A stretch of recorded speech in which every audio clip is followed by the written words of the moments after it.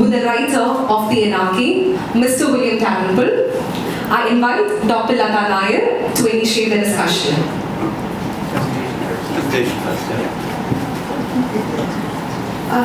It is, I think, St. Teresa's College today is very privileged and feel honored to have one of the most, I should say, legendary writer, William Dalrymple, at our campus.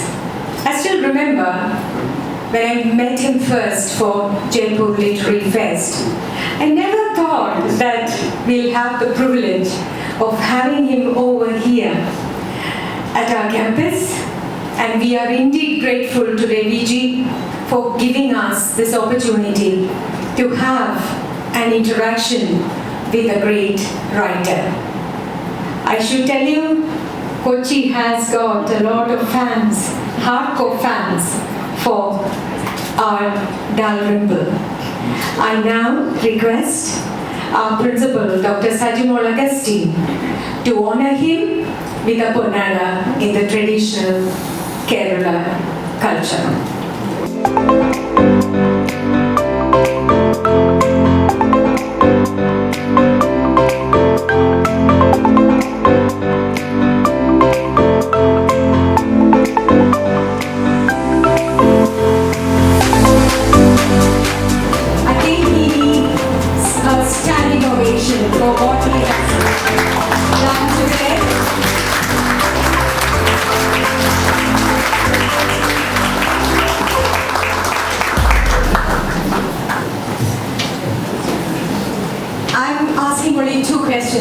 Because it is, I think there are no questions to be asked because this lecture was so impeccable and very meaningful, and I can tell you that I can use only 2 words to describe this book: captivating and prophetic. And the title itself is so prophetic when we consider, when we situate that term in the Indian context at the moment. And I should say the lightness and the agility of his writing succeeds in keeping all the urgency and the shadow of something we had forgotten, the bizarre moments in world history. I was just wondering, we were taught in our history classes that I still remember playing with my cousins. I was Mother India and my cousins were Duplay and Clive. And I always quarreled to get that role of Clive because Clive of India was a royal hero, and you have just exploded the patriotic myths that were embedded in our minds so hard. But I was thinking, what made you, like I was teaching post-colonialism and colonialism, my students are also here.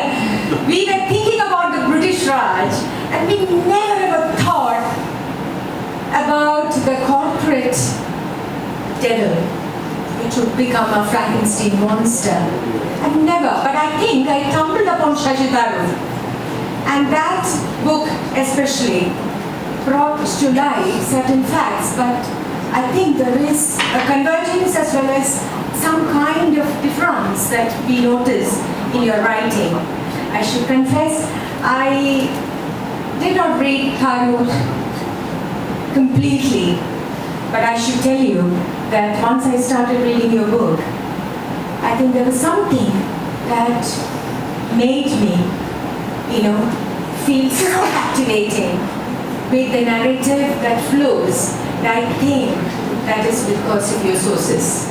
And I would like you to share how you came across such a, because this book, I think most of them have got this book, they're waiting to get it signed by you, but I should see when you look at the 100 pages of research, that has hundreds of pages that are bibliographies, that form the bibliography, I would request you to share with us how you made such a lot of research and how you collated all this into making of this book. So first of all, this is my 4th book about the company. I'd written 3 micro-studies, in a sense, before it. First of all, White Mughals, which is about 10 years in the history of Hyderabad, 1795 to 1805. then The Last Mughal, which is about Delhi during the Great Uprising, 1856 to 58, and then Return of the King, which is about the company's invasion of Afghanistan, this disastrous expedition, 1839 to 42. And so I'd done, a lot of the ground. I mean, basically, I've been working on the company for 20 years now,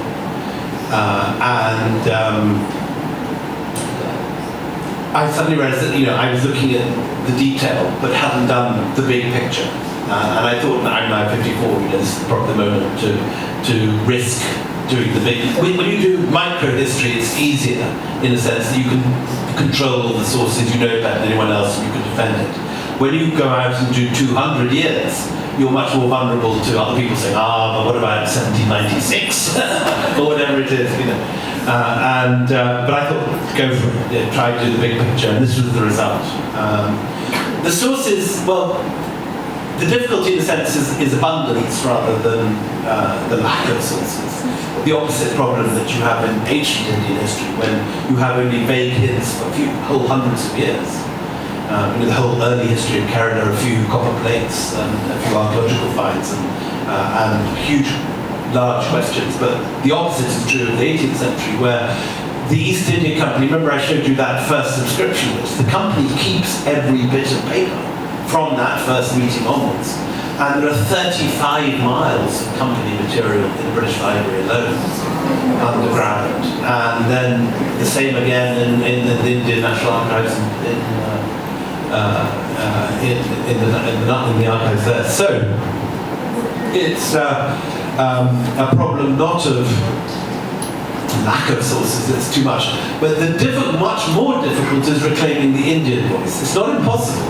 It's difficult to get the subaltern voice. You don't get the voice any more than you do today, really, of the people working the fields or digging the ditches. But you do get Indian voices, because the Mughals and the Marathas were both very literate and had excellent historians. And particularly when the Mughal Empire begins to fall, all sorts of old sort of families who, the latest heir to a fortune finds suddenly he's penniless, he's lost his fortune, and is trying to understand what's happening.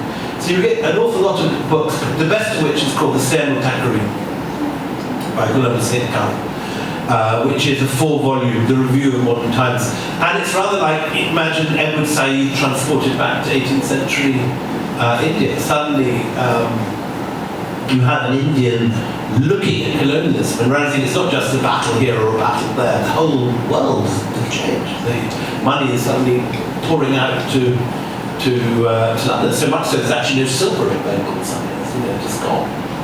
And therefore, and then when the company takes over, suddenly what happens to the painters or the artisans or the singing girls or the launch girls? Because the company might be interested in prostitutes, but it's not going to be interested in Indian dance. It might be interested in occasional people to paint their buildings, but they don't want miniature painting. So you have a whole world of culture which disappears.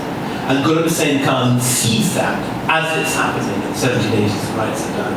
But there's many other good sources, and the British Library contains huge amounts of Persian stuff, only a fraction of which has been translated.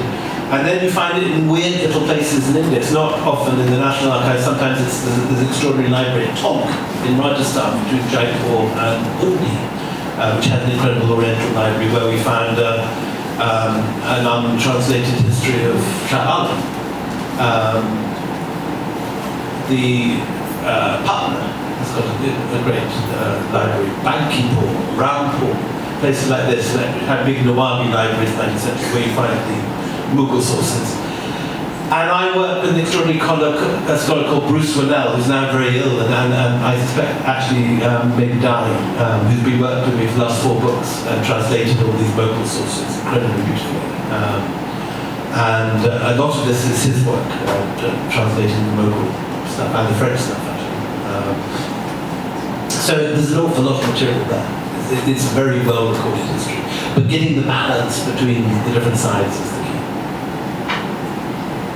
So, and another thing is, you have narrated the story of corporate violence around some personalities like Robert Clive, Warren Hastings, Richard Wellesley.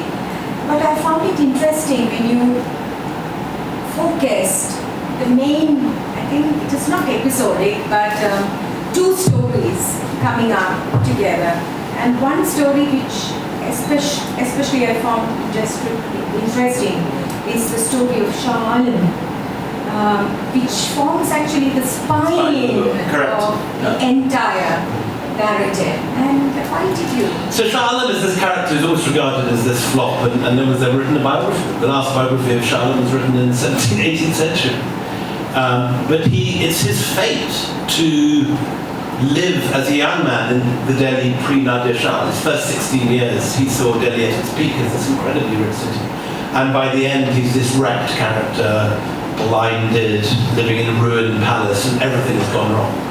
But Shah Alam is this incredibly decent man, while Clive, who is so effective, is Lord Voldemort. He's this ruthless character who is horrible. He's a really horrible man, but incredibly effective. He always calls it right.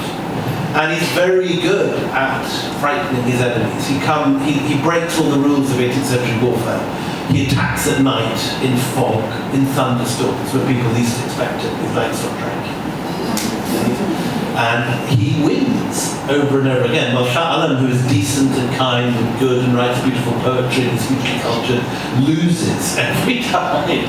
And so there's this terrible pairing of this good man who fails and this bad man who wins.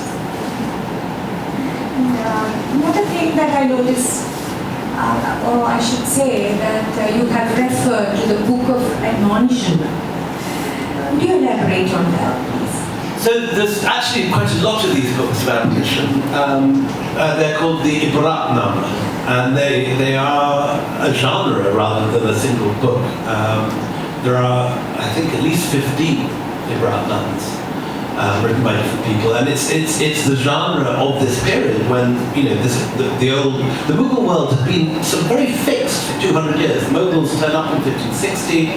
And everything is completely in place in 1730, and then it all crumbles overnight. It's all gone, and the worst anarchy takes place in the heartlands around Delhi and Agra.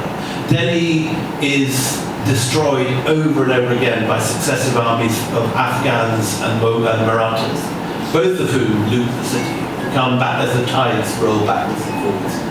Ahmad Shah Abdali comes in 7 times. Marathas come back each time he retreats. And Delhi is left this wreck. And out of this genre appears the Book of Admonition. But the one I've used is the one I think the best of all of them that I've read is Khairuddin al-Ahabadi. And Khairuddin is this well-educated, slightly depressed Mughal nobleman who writes the history of the collapse of his work. And I think the book ends with a quote from, I think we will listen to him reading.